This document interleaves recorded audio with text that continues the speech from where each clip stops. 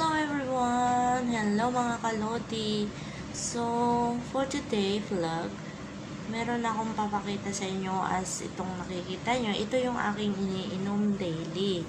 So, ang ginagawa ko dahil itong collagen, kailangan uminom tayo ng 3 tableta isang araw. So, depende sa iyo kung gawin mong umaga, tanghali, or hapon mo inumin isa-isa. Pero ako, dalawang piraso iniinom ko sa umaga, tapos sa tanghali isa. Kasi, kailangan mo siyang mag-booster ng vitamin C, tsaka ito, hair, skin, and nails, vitamin D, vitamin E, and multivitamins. Pero, nasa sa inyo kung gusto nyo pa rin uminom ng mga kagaya nitong iniinom ko.